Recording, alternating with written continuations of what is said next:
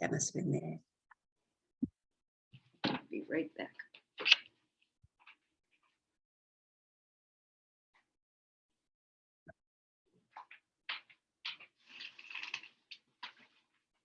Okay. Okay, here we are. Thank you. Hello.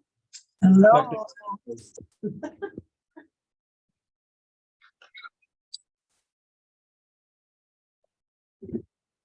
All right, so the gospel is the transfiguration, so chapter 17 of Matthew.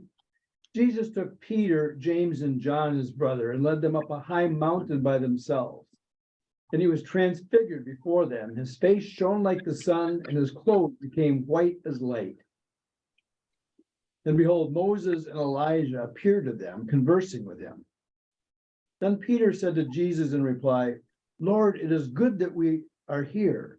If you wish, I will make 3 tents here, one for you, one for Moses, and one for Elijah. While he was still speaking, behold, a bright cloud cast a shadow over them.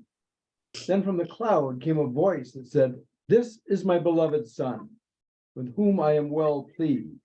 Listen to him.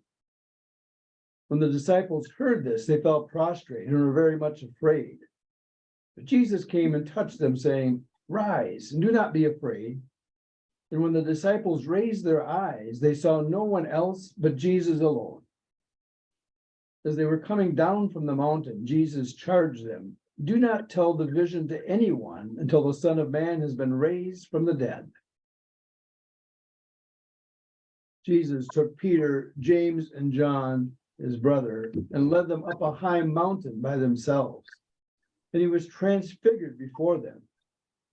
His face shone like the sun, and his clothes became white as light. And behold, Moses and Elijah appeared to them, conversing with him. Then Peter said to Jesus in reply, Lord, it is good that we are here. If you wish, I will make 3 tents here, one for you, one for Moses, and one for Elijah. While he was still speaking, behold, a bright cloud cast a shadow over them. Then from the cloud came a voice that said, This is my beloved Son, with whom I am well pleased. Listen to him.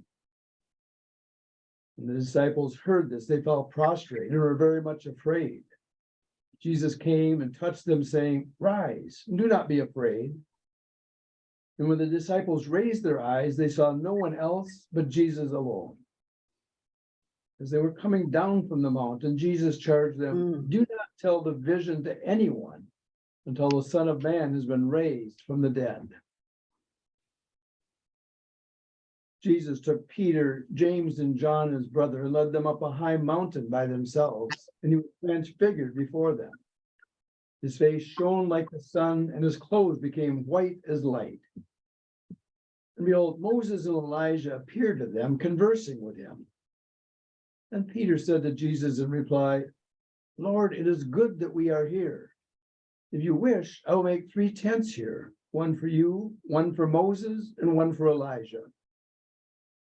While he was still speaking, behold, a bright cloud cast a shadow over them. Then from the cloud came a voice that said, This is my beloved Son, with whom I am well pleased. Listen to him.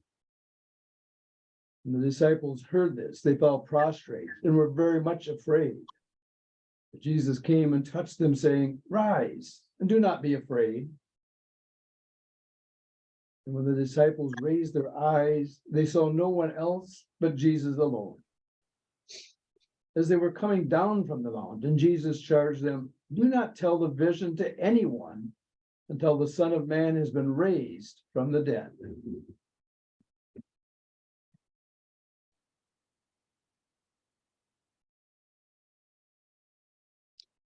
In mine, it says, after 6 days, Jesus took Peter, James, and John, his brother. What was that then? Where were they after 6 days? That's what mine is. Does it say that too? Yeah, I'm not in mine.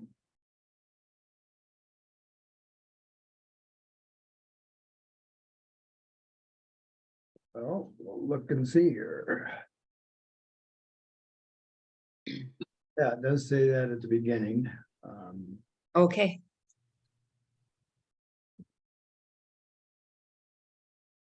Oh, so Kathy, it makes yours sound like they waited for 6 days to come down. Oh, No, they went up. so it's that after 6 days comes before Jesus took Peter, James, and John. But that is right after Jesus makes his first prediction of his passion. Okay, because mine starts with 6 days as well, but doesn't come at the end. No, it is at the beginning. So it comes before what we just had. So in the gospel, they're skipping those first 3 words. So those 3 words are actually in the Bible, but it's skipping those in the actual gospel passage. Because it does, in the context of the transfiguration, that after 6 days doesn't add anything. That's why they did not include that. But when you're reading the prediction of the passion before that, and then this 6-day wait after that kind of puts it in context. But so that's something we sometimes see in the lectionary, is certain introductory phrases might be slightly modified to put it in context, or deleted if it doesn't add anything to it. It's not always a complete word for word. They don't change things, but they sometimes will. For example, all Paul's letters, if you read what in the Bible, it says brothers, but now in the lectionary, it's always brothers and sisters. So that's been added in the translation we use in the lectionary. That's good. Equality. Yep. Anything else on this gospel? How many times, I mean, Jesus touched many that he healed, but this is actually touching his disciples. And I've not heard that very often, where he, other than the people that he has healed. And I was kind of curious about that. Well, touching is a way of making connections with people. So here they just experienced something that's pretty dramatic, and it indicates they were afraid. So his touching them is a way to help calm them.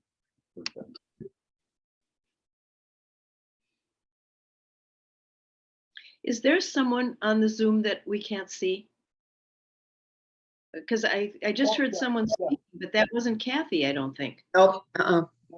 Kathy Holland is in the room with me, but I can't get my Okay. the camera we use in the room and the microphone. I can't get them to work. I couldn't get them to work this morning. What you're seeing is me, because it's the camera on my computer that we're seeing. Oh, okay. Well, see, and I heard her speak before, but I didn't know. I thought it was Kathy talking. I couldn't figure out. Well, It was Kathy, yeah. Okay, that's fine. I don't need to see Kathy. I just was confused. Okay, we're good. Good. You want to watch my water bottle instead? I gotta figure out what's going on with this computer, so you just have to put up it just looking at me tonight. Okay, so let's move into tonight's lesson.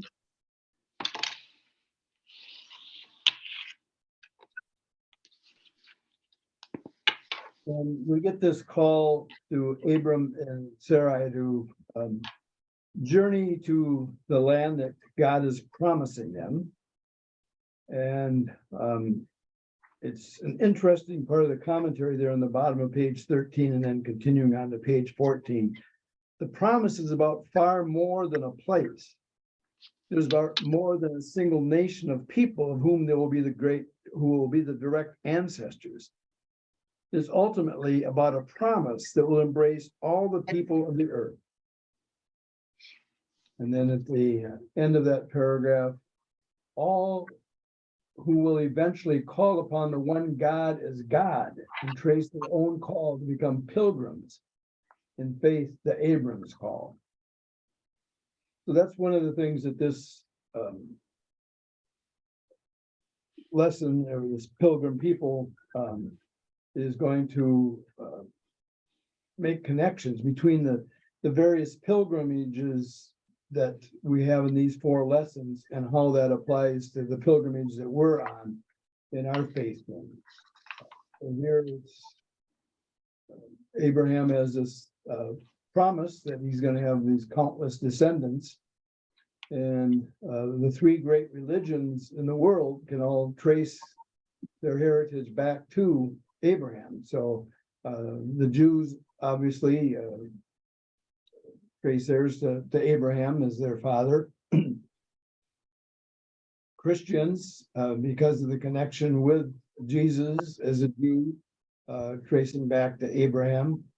And then through Ishmael, the son born of Sarah's handmaiden, the Muslims trace their heritage through Ishmael back to Abraham.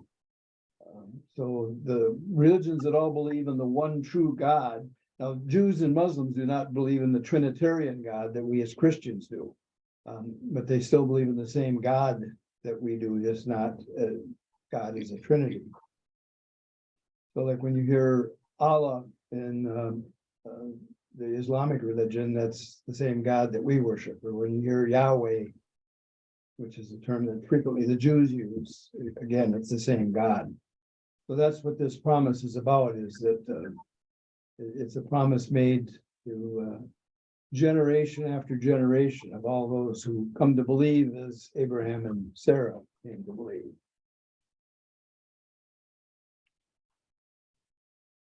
Then we get into an interesting story. And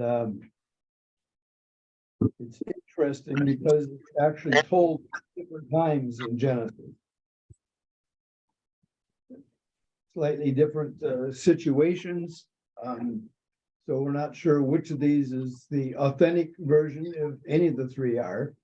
But in the commentary here, it's talking about chapter 12 of Genesis, where they're in verse 13, as Abram and Sarai are getting to Egypt. Please say, therefore, that you are my sister, so that it may go well with me on your account, and my life may be spared for your sake. So as they come to Egypt, Abram is concerned that because of the beauty of his wife, someone may kill him so that they can take his wife. So instead of claiming her as his wife, tell everybody you're my sister, and then if somebody takes you, my life is spared. So he's kind of looking out for his own self-interest. But as the Pharaoh takes her, then we see in verse 17, but the Lord struck Pharaoh and his household with severe plagues because of Abram's wife Sarai. And after Pharaoh gets a little bit upset, and why did you trick me? He says, here then is your wife, take her and be gone. And Pharaoh gave men orders concerning him, and they sent him on his way with his wife and all that belonged to him. Take all your possessions, take everything, but get out of here. So it's that attitude of Abram that he's fearing for his own life because of the beauty of his wife, that we get this story. But then we get the same story, again with the same 2 main characters, but in a different place and with a different man. So let's go to in Genesis chapter 20 and verses 1 to 18.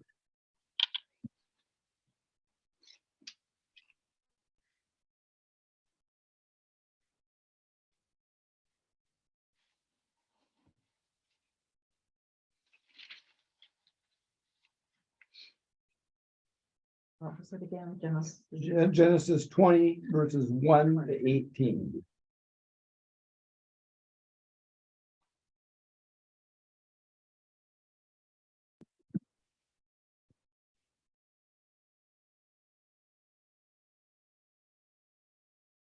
Want someone to read it? Yep. Or are we waiting? Should I read? Yeah, go ahead. Abraham moved from Mamre to the southern part of Canaan, and lived between Kadesh and Shur. Later, while he was living in Gerar, he said to his wife Sarah, sorry, while he was living in Gerar, he said that his wife Sarah was his sister. So King Abimelech, whatever, of Gerar had Sarah brought to him. One night, God appeared to him in a dream and said, "You are going to die because you have taken this woman. She is already married." But he had not come near her. And he said, "Lord, I am innocent. Would you destroy me and my people?" Abraham himself said that she was his sister, and she said the same thing. "I did this with a clear conscience, and I have done no wrong."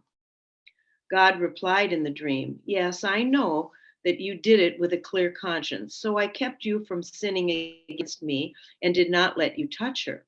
But now give the woman back to her husband. He is a prophet, and he will pray for you so that you will not die. But if you do not give her back, I warn you that you are going to die, you and all your people." Early the next morning, he called all his officials and told them what had happened, and they were terrified. Then he called Abraham and asked, "What have you done to us? What wrong have I done to you to make you bring this disaster on me and my kingdom? No one should ever do what you have done to me. Why did you do it?" Abraham answered, "I thought that there would be no one here who has reverence for God, and that they would kill me to get my wife. She really is my sister. She is the daughter of my father, but not of my mother, and I married her. So when God sent me from my father's house into foreign lands, I said to her, 'You can show how loyal you are to me by telling everyone that I am your brother.' Then he gave Sarah back to Abraham, and at the same time, he gave him sheep, cattle, and slaves. He said to Abraham, 'Here is my whole land. Live anywhere you like.'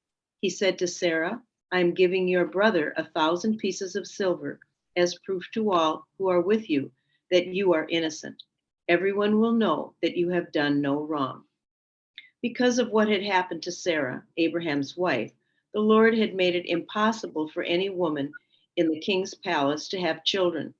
So Abraham prayed for the king, and God healed him. He also healed his wife and his slave girls so that they could have children. Sorry about the substitution, but I couldn't say Did good. it. So the same situation, he's concerned about the beauty of his wife and fearing for his own life. But so it's basically the same plot, but in a different country. And instead of Pharaoh in Egypt, it's Amalek and Sher. And here he not only gets sent away with his possessions, but all these other things that Amalek gives him besides, you know, the 1,000 shekels of silver and the other things that he gives him to send him off to be rid of them. But, so even though he was Amalek was upset with what Abraham did, he still rewards him to send him away with all these extra possessions. Then we get the third version of the story. Same character, Abimelech, but different people as far as who's saying she's my sister. This time it's their son Isaac. So we go to chapter 26 and verses 6 to 11.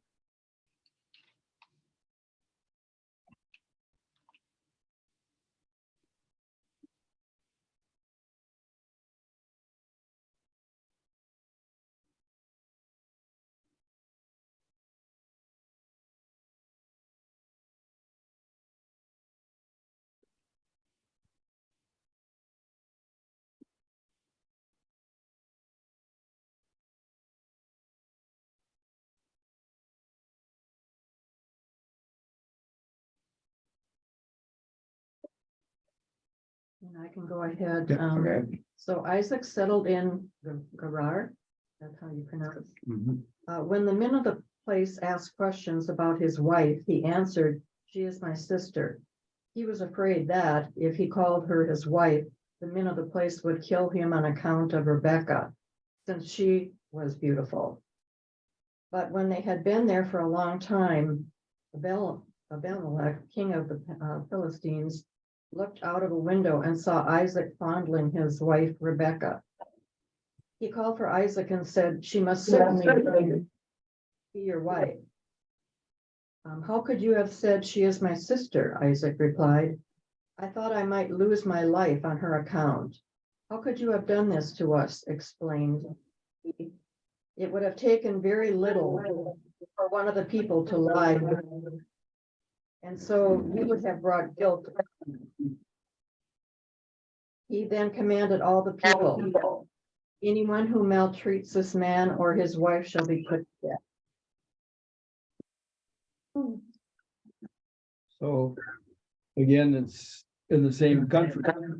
We were the same ruler, done doing the same thing. So what do you make of that? Here in the Bible, there are 3 different passages that basically tell the same story, but in slightly different situations. Well, the second story talks about Isaac and not Abraham. I mean, the situation is the same, so maybe that's the point. Is it a true story then? Maybe it's historically correct? Do you think it is? I don't know. Kind of strange.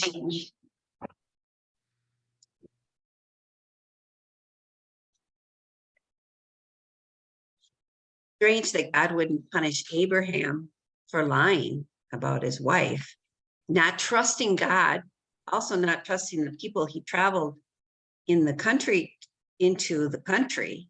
He was so afraid of being hurt himself that he didn't care if his wife got hurt. And I remember in the first one that we read about prove your loyalty. I mean, she was the most loyal person on the earth. I mean, and she would never say anything. I mean, she was by his side around the clock, but you know, I guess stand by your man kind of is. And she did. Well, we went to the source book for any of you that have that. You can see who the different sources are.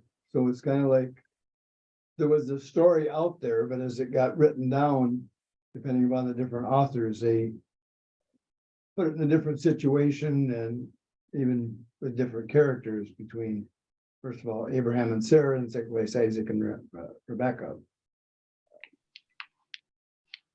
So it could be something that really happened in one of those situations, and just as the story was retold by other sources, the details changed a little bit, or it could be just a story that never really happened, with the different authors using that story to try to show something about Abraham and the first 2 stories and Isaac in the second one. You know, when you mention you're questioning why God didn't react or punish or call him the kings, I thought usually you would think at that time anybody that fooled them, whatever, however you want to put it, they would just say go. You know, you think that there would be more punishment or whatever they would do for something like that. Allow it to happen. Slice off his head. Yeah. Yeah. Well, they were afraid of God. I mean, God came to the one in a dream and told him that he was bad and that, he was paying Abraham off in order for God to not punish them. Don't you think? Like,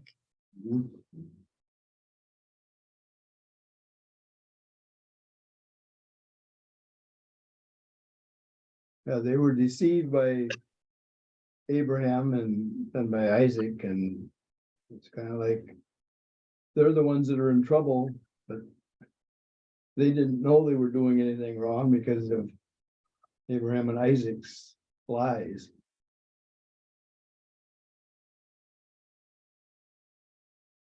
And through it all, she was basically untouched. I mean, Yeah. she was protected by God.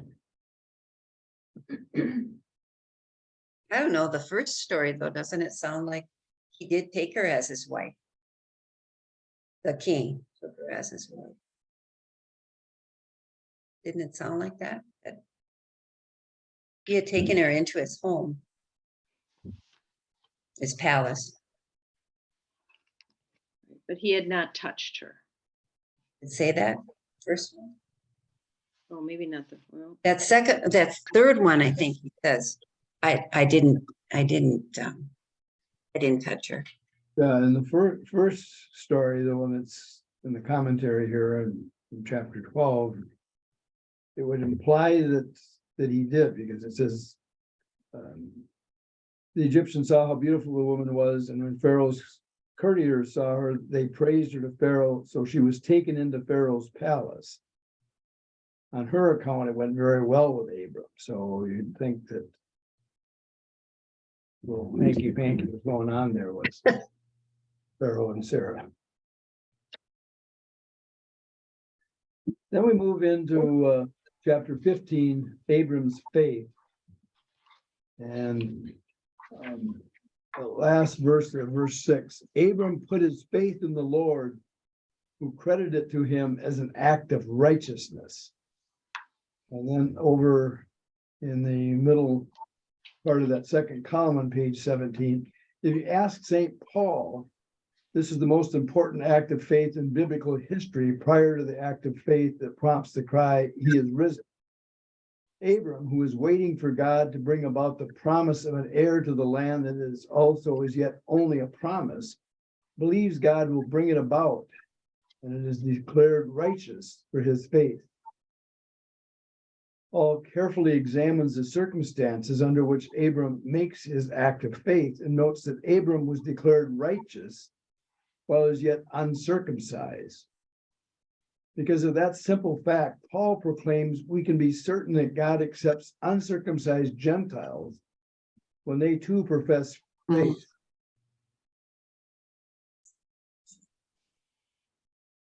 Did the Jewish people become circumcised during Moses' time?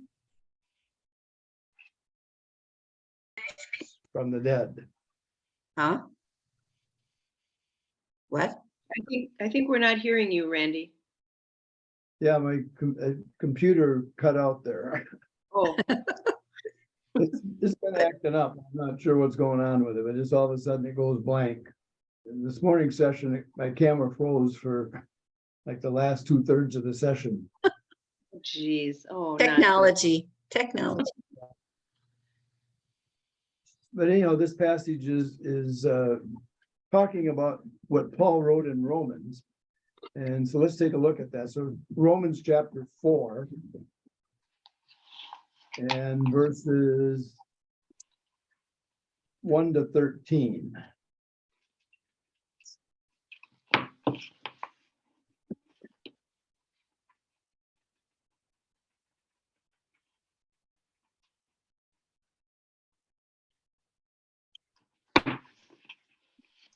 Say it again. Romans 4, 1 to 13.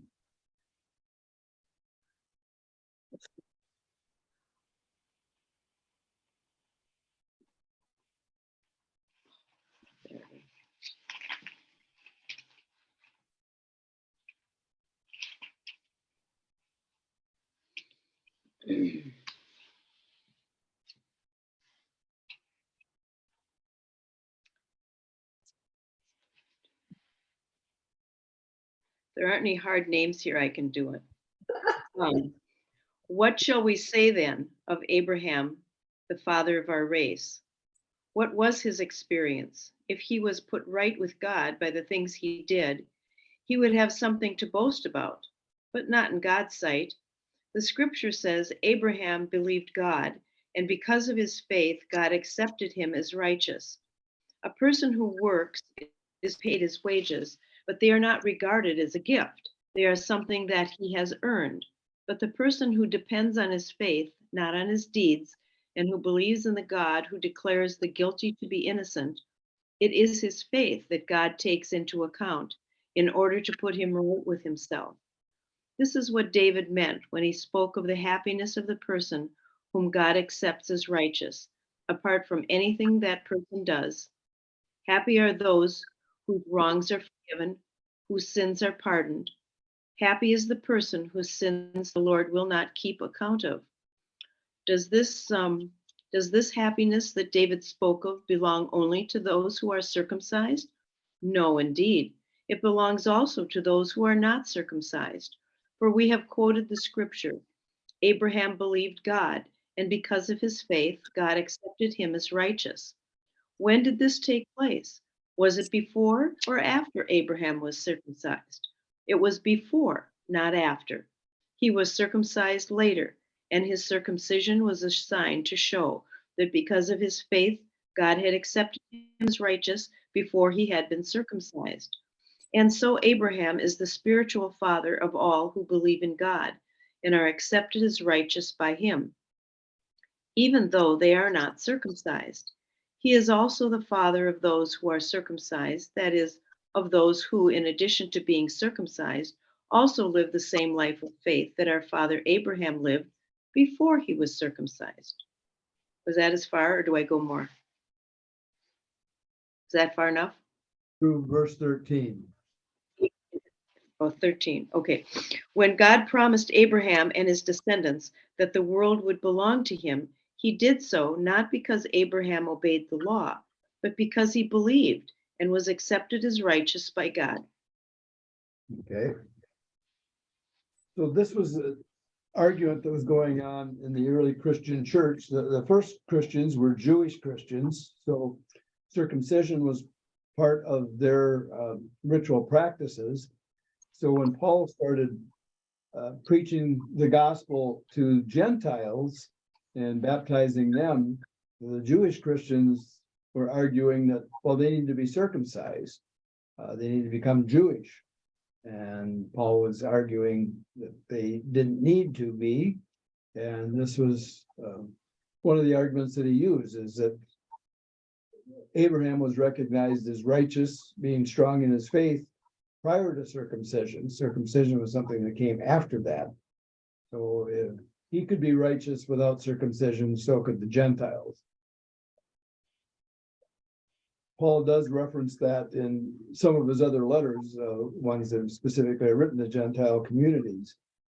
But Romans, which is kind of Paul's theological dissertation, that's where he pulls all of his theology, his beliefs together.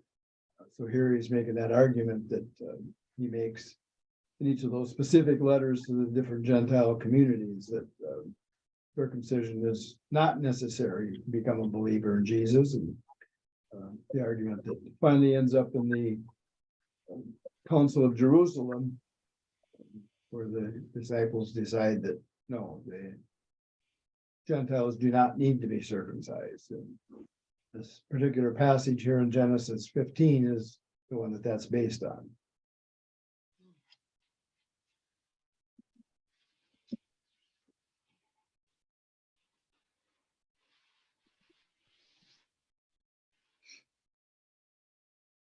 It talks a little bit more about that on page 18, that middle paragraph there.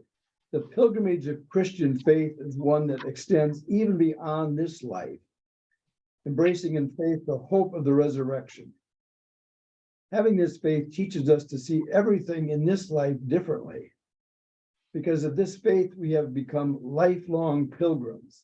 Without it, we could only see what is in front of our eyes, and our journey would be more likely be towards something rather than toward someone. What do you make of that passage?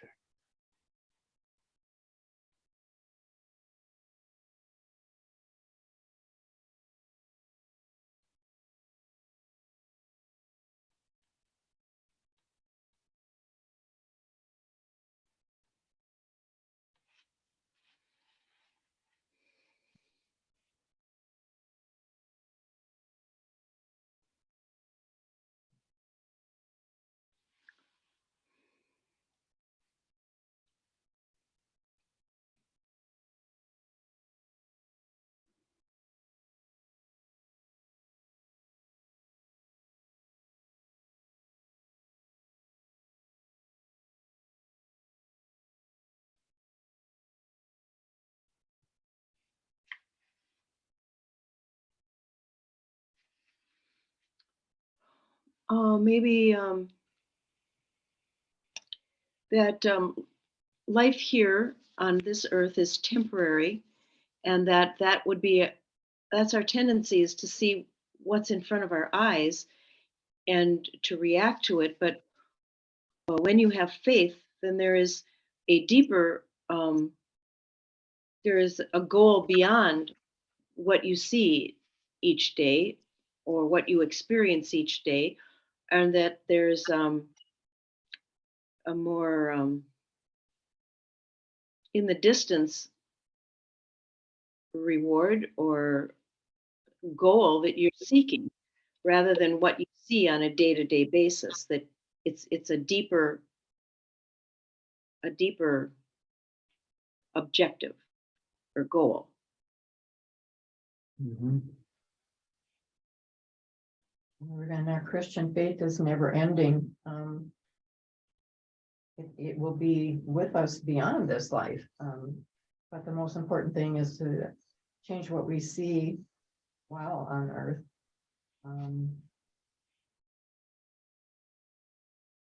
That it's never ending. And what we see before us that's one thing when we do these studies. What we see is nothing that we should be seeing, things that is right in front of us, but we're not, it's just not visible to us until we get that faith going, and it's like, wow. Mhm.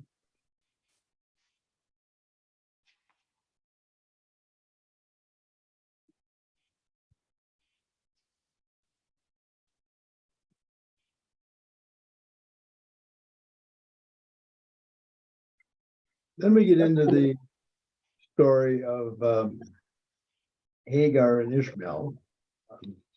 There's this promise that Abraham will have numerous descendants, but so far his wife has not been able to conceive.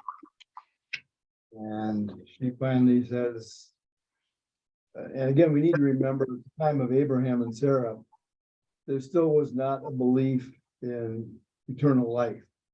So you were rewarded or punished in your earthly life because that's all there was. And if you were considered to be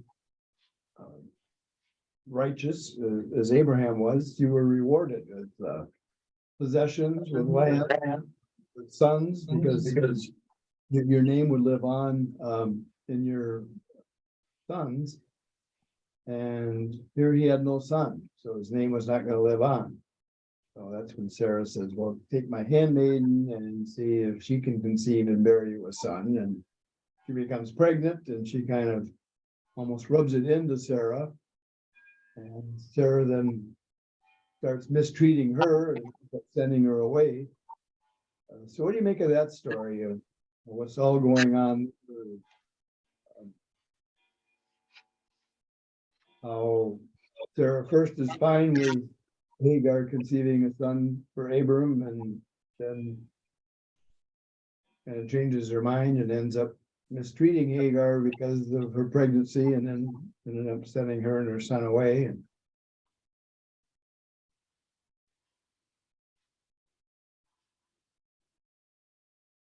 That was kind of strange too. The whole idea of it. And again, not trusting God. They weren't, I mean, God had told them that they would have a child. And it's taking them a long time. It's like that. It's God's time, not your time when you ask for something. It's when God chooses to bless you with that gift. She kind of orchestrated what had happened, which fulfilled the plan, but then it kind of backfires, as they say, as a jealousy or whatever. But more interesting, what happens to, she ends up, Hagar leaves, and then she's brought back to endure punishment, but yet the reward is, given her son that she has greatness and a promise too.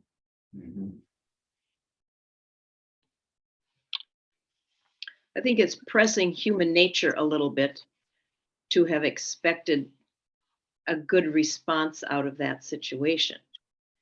I guess I think that, yeah, I guess, do the will of God, but, or wait for God's time to arrive. But I think that was asking a lot of all three of those people involved, truthfully. And the ladies weren't nice to each other. That's not, you know, And it's but kind of interesting, how Abraham just kind of just said, you deal with it, basically. that's yours, babe. Yeah. I don't, I mean, that's kind of, yeah, kind of like, well, here we are. I just think it just seems unfair, really, unfair expectation, frankly. Of unfair of God's expectations, or what? Who are you saying is unfair? Well, I don't know. I mean, it's the way the culture was. I mean, the culture was that, a man had to produce a child to carry on his name. And so the culture sometimes, throws curveballs that make life difficult. And, I don't know that it was God so much that, created that situation. The culture created the situation. Well, And but the culture would let you have a concubine. The culture said it was okay for them. Well, to have yes, but then you throw human feelings into that culture, and I mean that's some of all of that was kind of a natural, or maybe expected. Well, certainly not unexpected possibility that could happen. Yeah. So it just seems kind of. I mean, it's all biblical and whatever, but it's just to us here in this day, I guess, well, we as people of 2023 have to read this and make sense of it. And I guess I would have to say, in my ability to determine that whole thing, it was just kind of unfair that those women should have to be in that position. And but the culture was dictating some of that. But it doesn't mean we have to like it or think it was fair.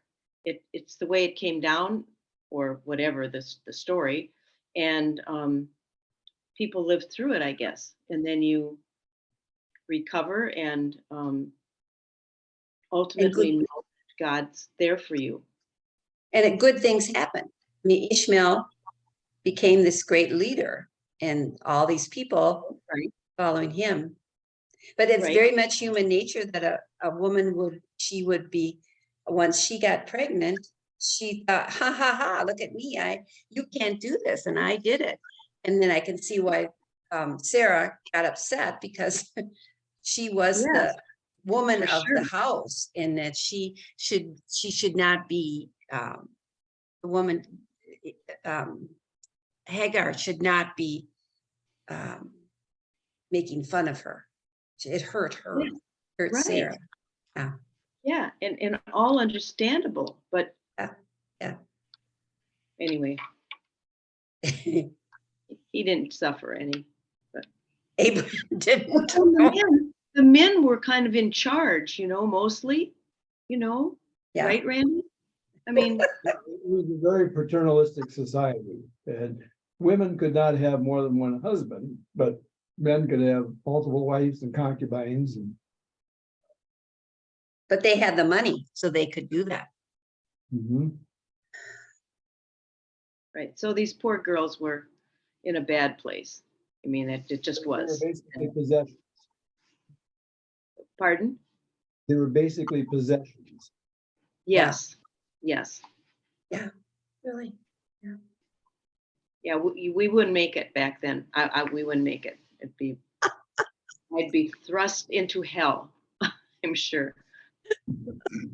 Our husbands wouldn't make it. Okay, so, well, all right.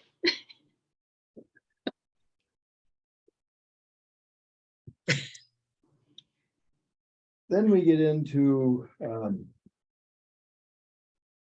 change of identity in chapter 17, and that's when God changes Abram to Abraham and Sarai to Sarah. And in the bottom there, page 20, first column, answering God's call and responding in faith has given the couple a new identity before God. It is not that the meaning of their names has significantly changed, they haven't. But any change of name marks some change in identity. This change in identity is because they have been brought into a new special covenanted relationship with their God.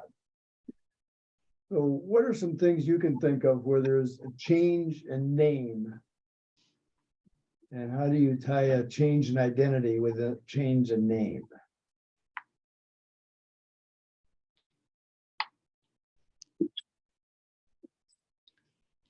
Well, when you get married, you change, well, a woman changes her name, and you are no longer just, or a couple becomes a couple, a married couple, and then they have a new identity, which is a joined identity with their spouse. I mean, to me, that's a new identity as me as a married person, and I feel I have a new identity as a married person as opposed to being not married. You kind of lose your identity when it shifts over, when you're assuming a new identity too, because you had that one from the day you were born, baptism, everything. Yeah, it's almost like you have two identities, that the one that you always knew was removed. But it's kind of interesting, a lot of times marriage now, where the male assumes the females at times. But I don't know how it's handled in the Catholic Church, but. Yeah, so there's nothing required as far as what the name would be. So you see some that both keep their names. They don't change their last names. Some go to the hyphenated names, which could be interesting if, okay, your children have a hyphenated name and they marry some other child. Oh my with a gosh. They go to school. With 4 hyphens in their last name, marry somebody else with 4 hyphens, and now you 8 hyphenated names.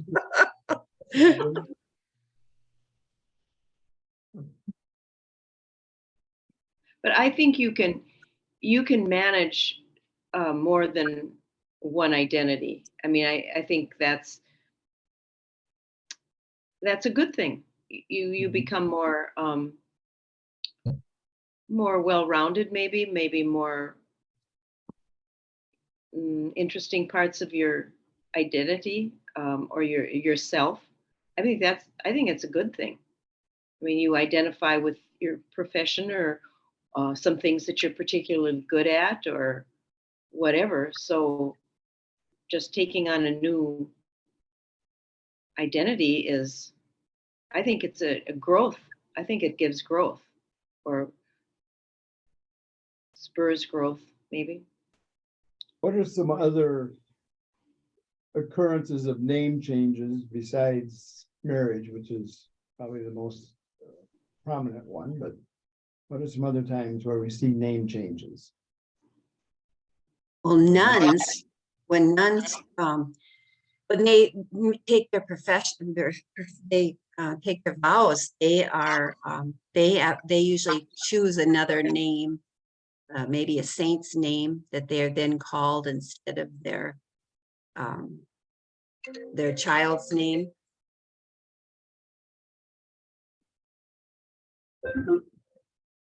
Or when people are elected into new positions, or um, they become a political identity, or Excuse me. or as you move up in the ranks of, well, I don't move up in the ranks, change from being a priest to a archbishop, to become a cardinal. Uh, those are all new identities with new names, or something added to your name anyway. Confirmation. Yeah, confirmation used to be you always took a new name. Now the current ritual encourages for confirmation to use your baptismal name. But some bishops are still encouraging taking a confirmation name. So here in the archdiocese, that's what they are encouraging, is that the candidates for confirmation choose a confirmation name. So in choosing a confirmation name, what goes into the name that they're choosing? Why are they picking a certain name? Well, I remember we talked about, we were doing it in 5th grade, the confirmation, and we just studied different saints. And then I chose Rose for St. Rose of Lima. So I studied her. Mhm. And then chose that name, chose her.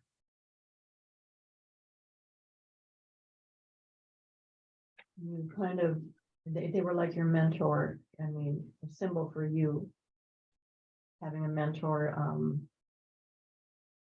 to help you in your faith, your building of your faith.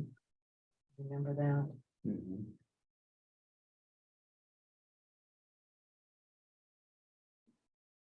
So for those entering the religious life,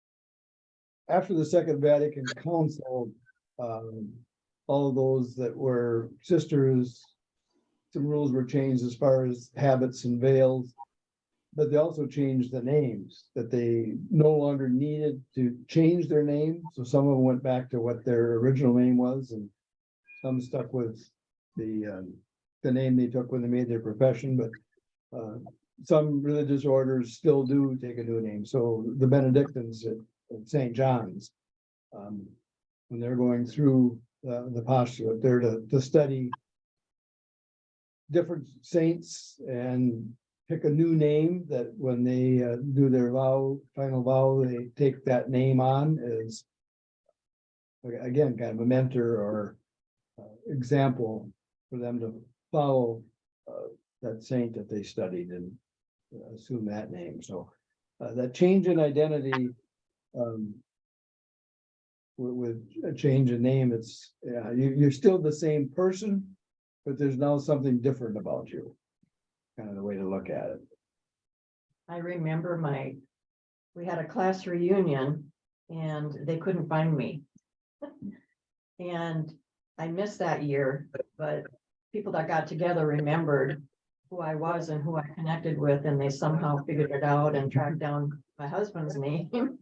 Oh, that identity sometimes can be a little lost, and I don't know if there's any, I mean, that wasn't a big deal, but I don't know if you had any examples where that would have been something to be concerned about. And another way those change in names can be used in your identity is when you look at, okay, you got your given names, that's your first name, and then a baptismal name, which is typically what your middle name is, that saint that you were being baptized with that name, and then you took on another name at confirmation, and then you had your family name. If you were doing something that your mother didn't like, and you were outside and she was standing on the front porch, Randall Joseph John Bauer, you get in here right now. You knew it was time to go hide because you were in trouble. So when she used all of the names, that was pretty serious. Mine was Kathleen. Yeah, me too. It always bothered me, and then I went to a place at work, and, you know, they were calling me Kathleen, and they looked at me, is it okay if I call you that? And I said, you know what? I'm not in trouble, so this is good. I've never had it in. Good. Well, I got in trouble first grade when Sister Mary Donald was doing roll call the first day, and I think there were 7 Bowers at least in my class, and she was going through and she said, Randall Bauer.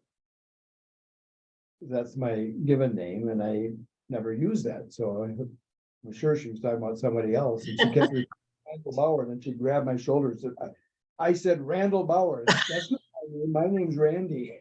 I had no idea my name was really Randall. I don't know who gave me that name and why. I I bet you had that for a long time. And then you wanted your name to be unique. My daughter's name is Michelle, and I used 1 L.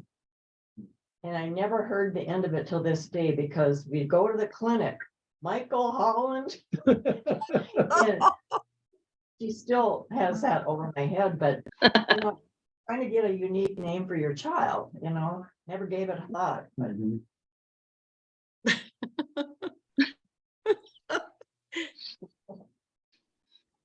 You think how long you think about that, about what to name your child, and then they don't like it.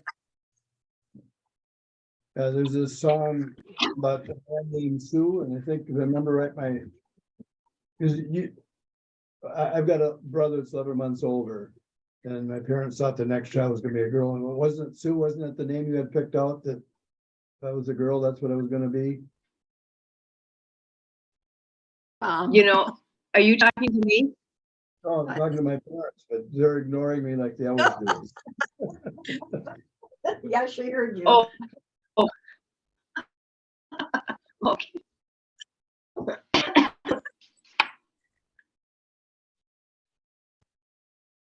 The sound is not too tonight. Yeah, it's kind of shaky. Oh, Goes in and out. I'm gonna lose my computer if I don't plug it in. That was mine. Yes. it does.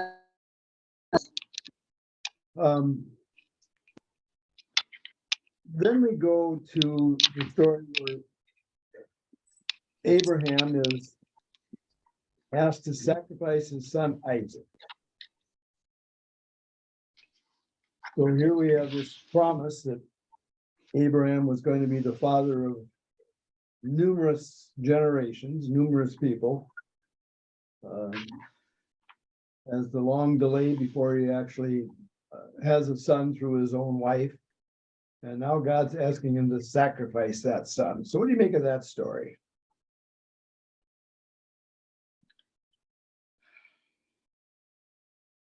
I guess I could never have believed that God would let it happen, but just to throw it out there, different ways to test people's faith, but I mean, he didn't hesitate. He didn't hesitate.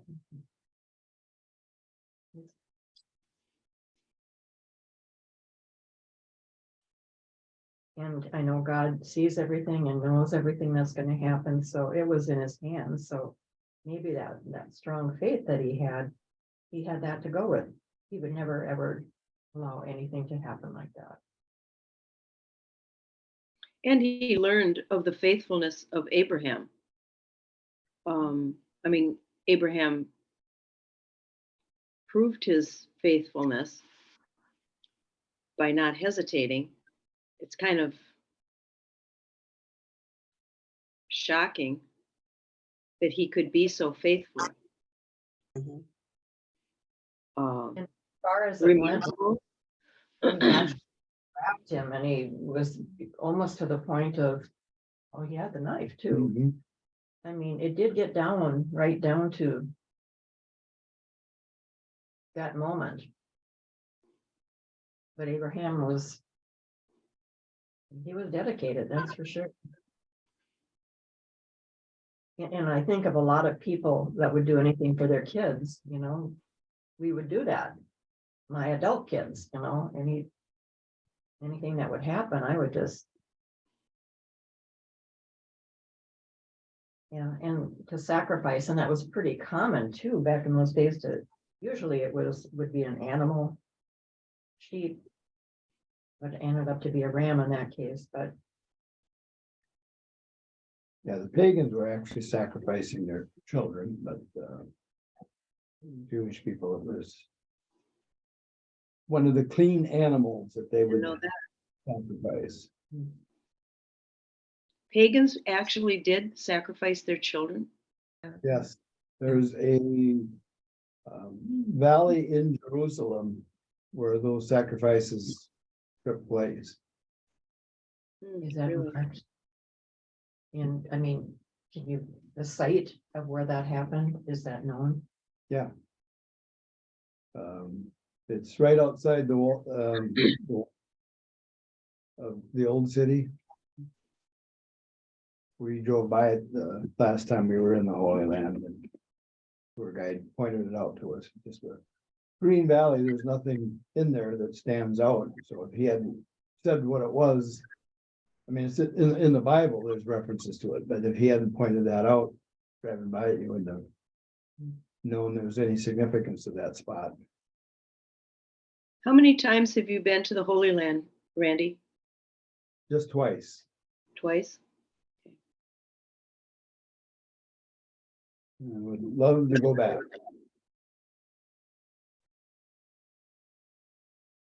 If you hear of a tour that is doing that, let me know. There's one that they're organizing now through St. John's in Collegeville.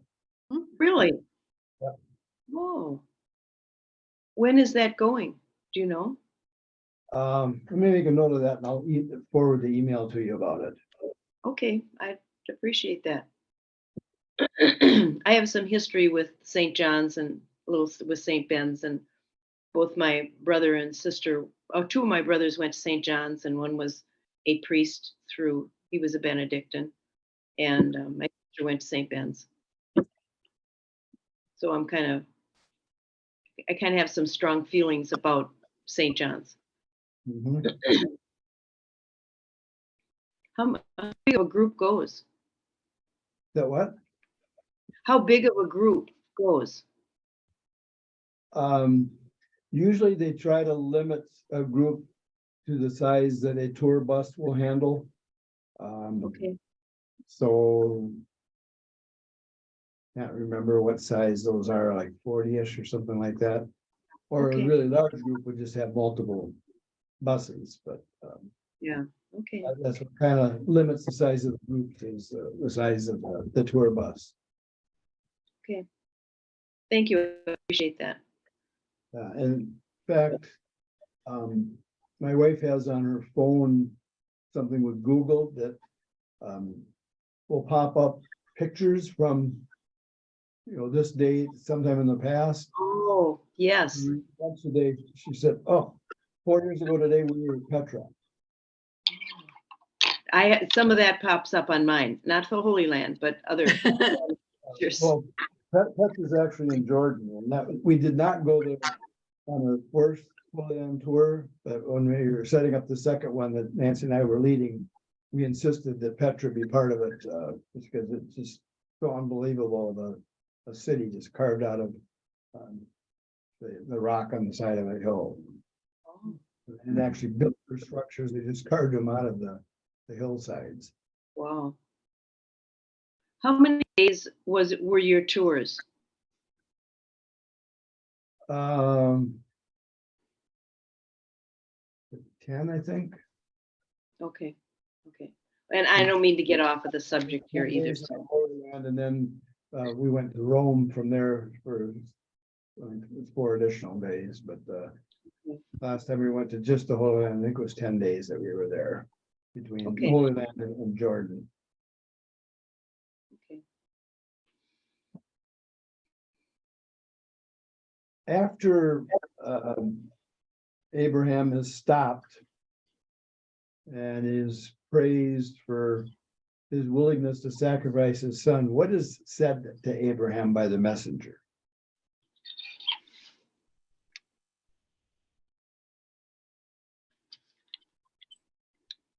Said, do not lay your hand on the boy, or do not do the least thing to him. Yeah, what's the next part of that? I know now how devoted you are to God, since you did not withhold from me your own beloved son. What do you get out of that passage?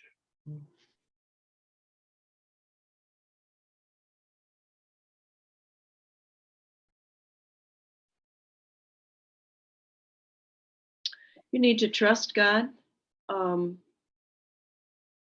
to care for you, that he will. But what else do those words remind you of?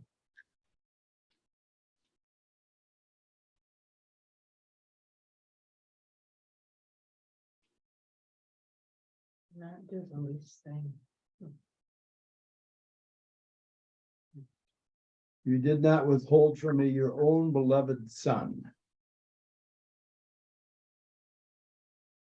Oh, Jesus, the death of Jesus. Yeah. Yeah. So just like in the transfiguration, we hear that voice today, this is my beloved son, same words. And Abraham was willing to sacrifice his son, but didn't have to. For Jesus, the Son of God, was actually sacrificed for our sins.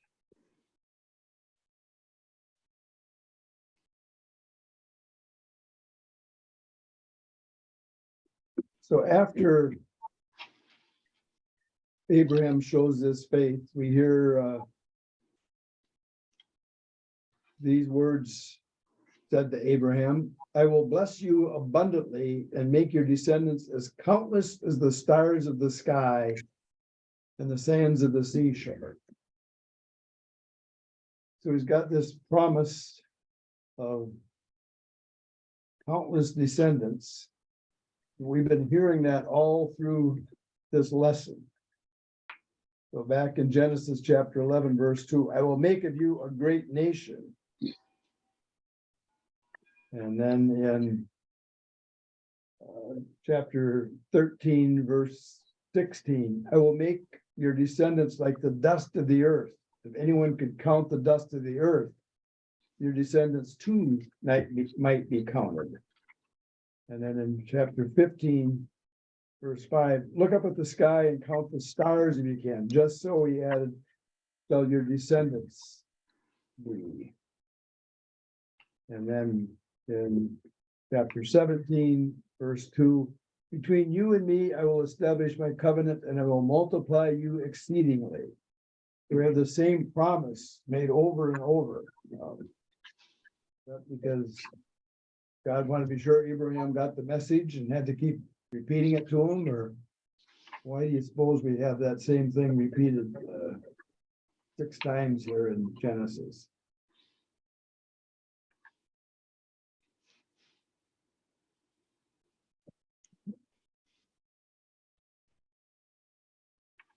Well, he was given the role as the father of the faithful. Is that what it was in one of the readings here? And she, as a princess or mother of the nations, was father of the nations, I think is what he was told. Just kind of like Moses, he had the law. Abraham, he was the leader, and everything. Because the ancestry, everything following that. His sons and daughters.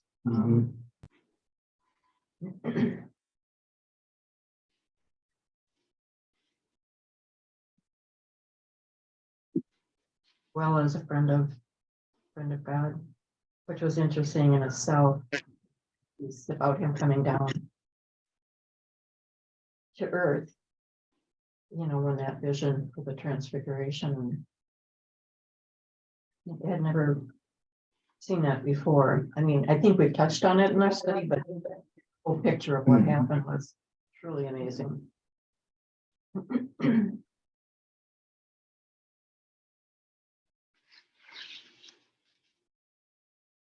Let's go to some of the questions for this. Question 2, it's going back to that story of Abraham saying, she's my sister. But the second part of that, without defending Abraham's actions, can you imagine circumstances where people might do desperate things if they feel threatened and isolated in new surroundings? How does this perspective affect your understanding of the text?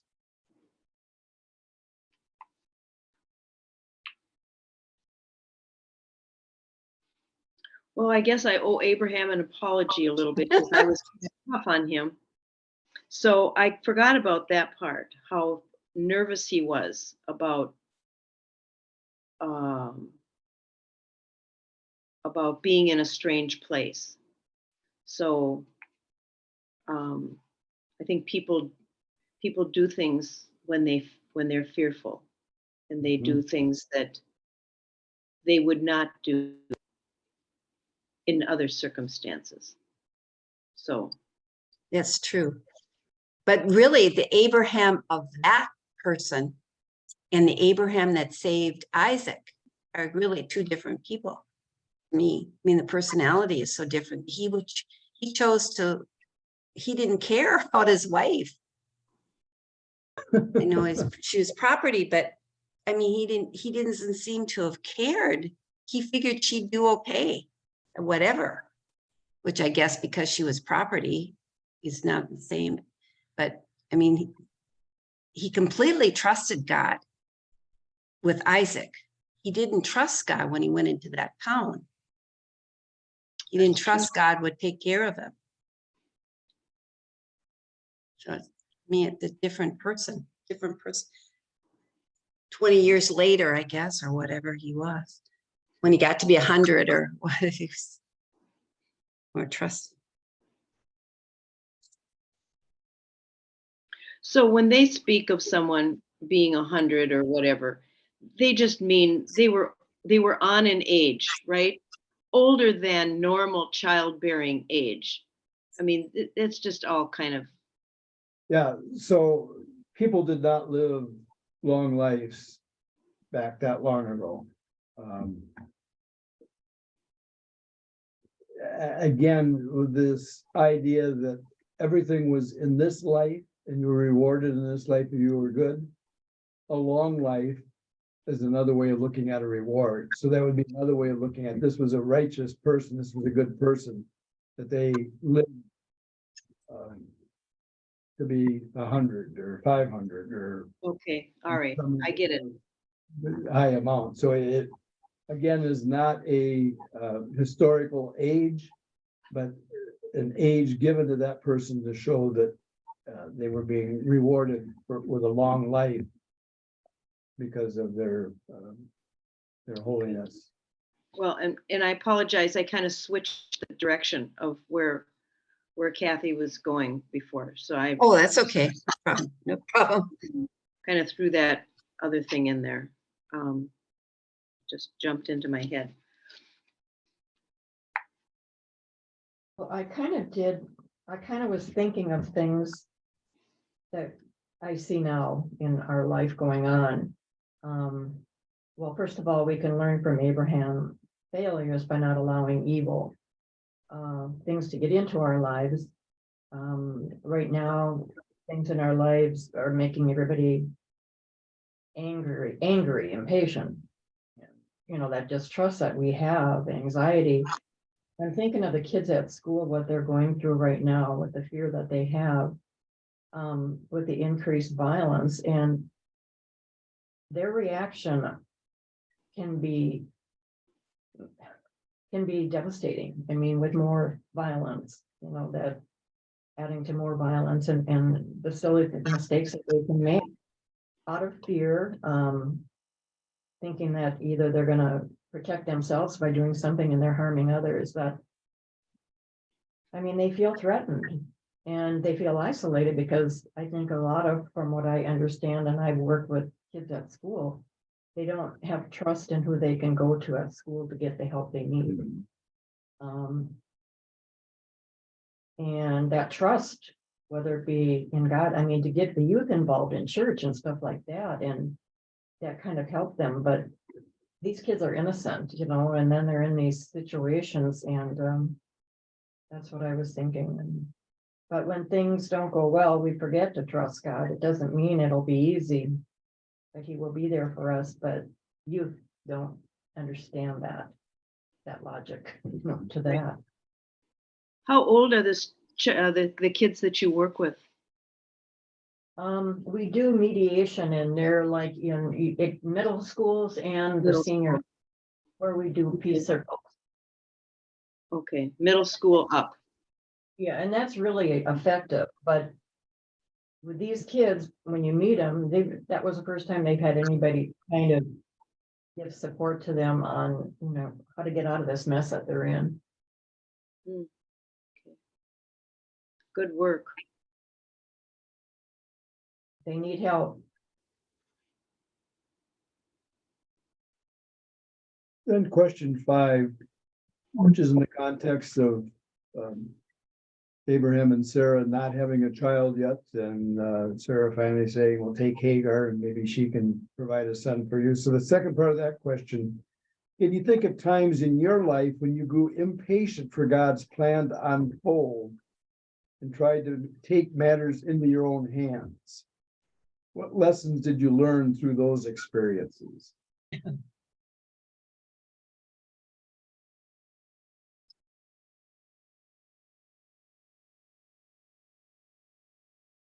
Well, I think I shared on our last meeting things that I have on my plate to deal with. Sometimes they get to be so huge and big that I just took a pause and I thought, nope, I'm not dealing with this anymore.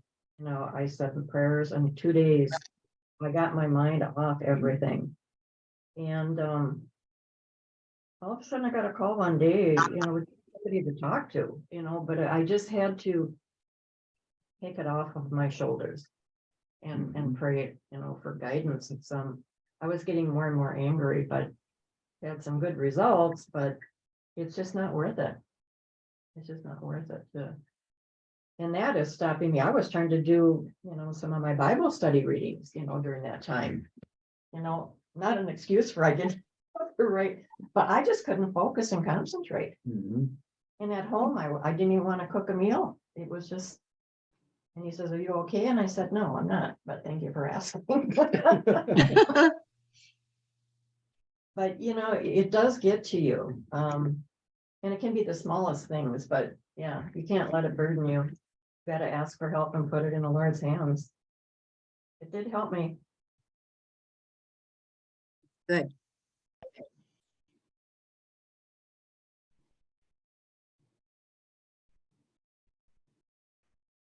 Anybody else on that one?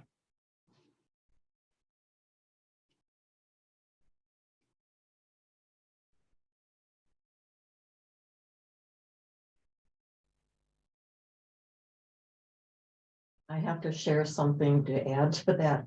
I was up on the 5th floor at a parking ramp by the Medical Arts Building in the Twin Cities. And I got lost trying to get back to it, found it. So I'm up and I turned my phone back on to figure out how to get back over to Northeast Minneapolis. Then all of a sudden, this thing came up on my phone. Someone is tracking you. And my first thought? I thought, gee, I should look up to the sky. Maybe this is a sign. Well, I guess there's scams going on with that, but it took me a minute to just say, I still had a place to turn to. So that was, I'm doing my best to work on that stuff. But that was a scam? Is that what you're saying? My daughter thought it was a scam that can come through on your apps. And my husband thought it was my map that I was trying to put in. But Michelle said, no. She says, I would just, restart your phone and that. But that was the weirdest thing. And I was all on the top of this roof when this happened. And it's like, oh my gosh. Who's out there? nobody was out there, but there's like 3 cars on that 5th level, because Scary. well, yeah, and I have my little beeper alarm and different things like that, I keep my money and but you do what you can, but I wasn't frightened, but at first I kind of laughed because I was doing Bible reading before I saw my allergist. And I thought, wow. I believe that maybe that was a sign. Just don't go up on that roof again. Yeah, right. Okay, question 9. What lessons for your own life can you draw from the story of God's testing of Abraham in Genesis 22?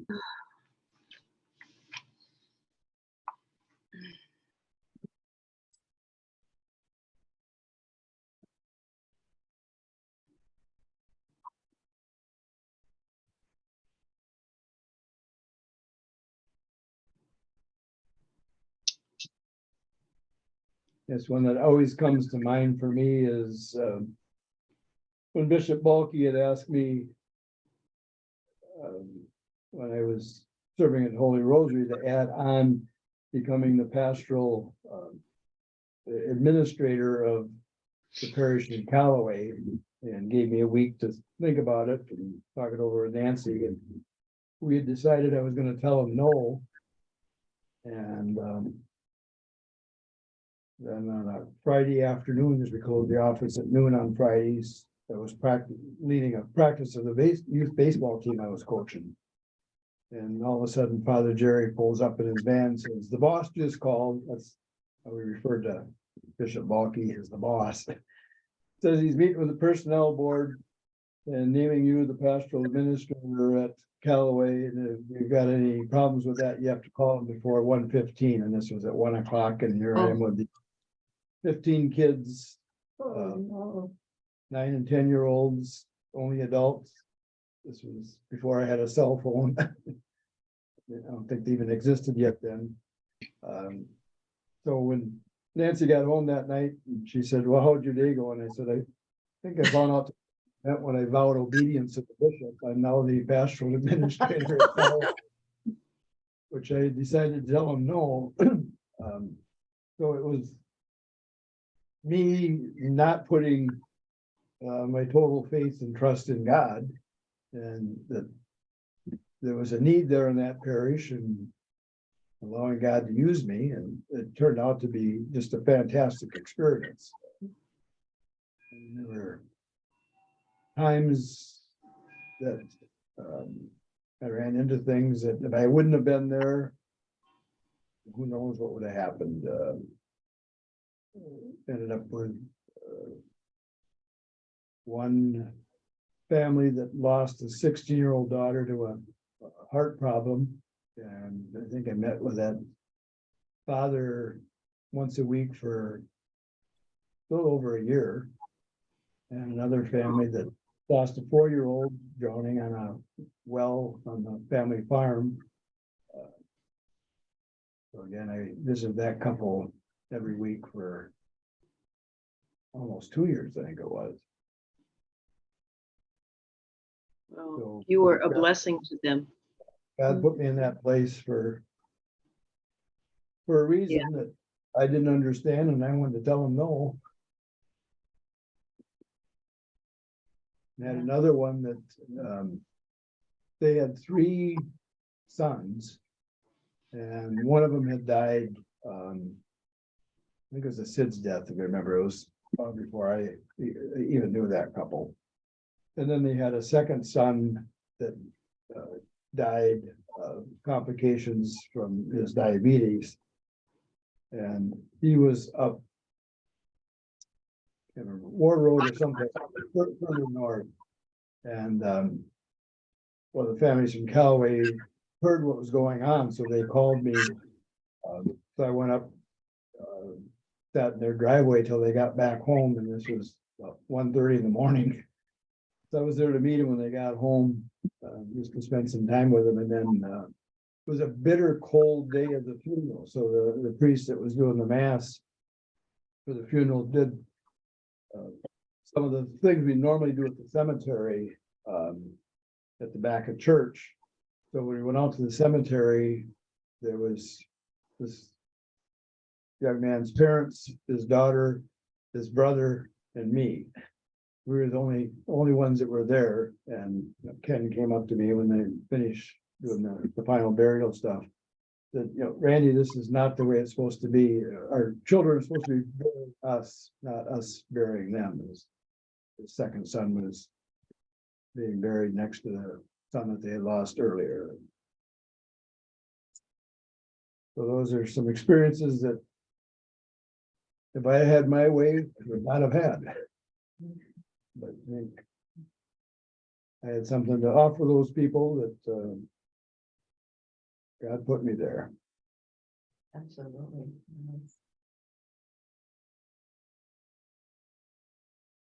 Anything else on any of these questions that we didn't talk about, or anything in the lesson tonight that you had comments on, or things we didn't cover that you wanted to talk about, or?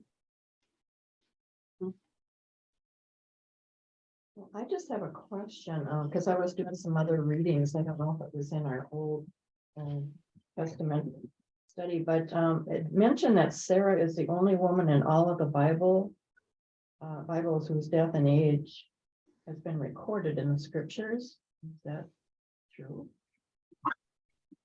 In maybe a lot of the women, I mean, I have seen books, women of the Bible, but you don't hear as much about them. I mean, Sarah was amazing. I mean, I was reading one that there was more on her than Abraham, actually. But yeah, I just question that. The only woman in all the Bibles whose death and age was recorded in the scriptures.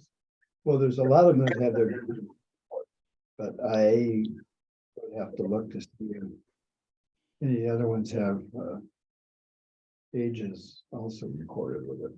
Well, I know she was, I mean, they talk about her being a princess. She was put on a pedestal, but it was her faith and everything she did. She just abided by everything that was given to her and her husband, and unfortunately not the the one who, yeah, that was quite the story, but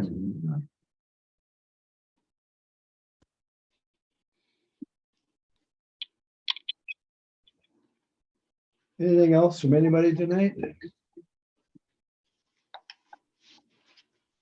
Okay, next Wednesday is our engaging our faith session. It's going to be a special session focusing on Lent.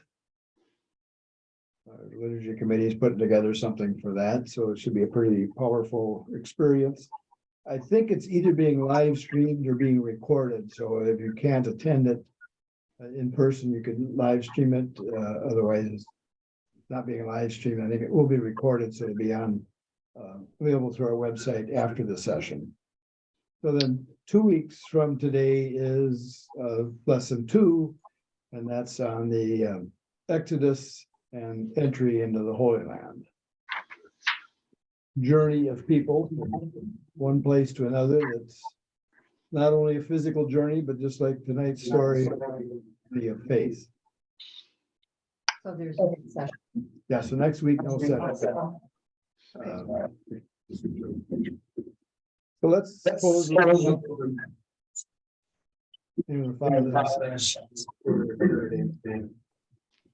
our Father, Father, who art in heaven, hallowed be be thy thy name. thy Thy kingdom kingdom come, come, thy will be done on earth as it is in heaven. Give us This day our daily bread, and forgive us our trespasses. as we forgive those who trespass against us. And lead us not into temptation, but deliver us from evil. Amen. It looks like my camera froze again, so you're seeing me in the same position. We have for quite some time. Did the same thing this morning, so something weird going on with this new computer. That's a new one. Yeah, it's only a couple months old, so. All right, everybody have a wonderful evening and Yep. enjoy the rest of your Night, week. everyone. Thank you, Randy. Okay, good night, Thank everyone. you. Good night. Randy, Good night. good night. Good night. Good night.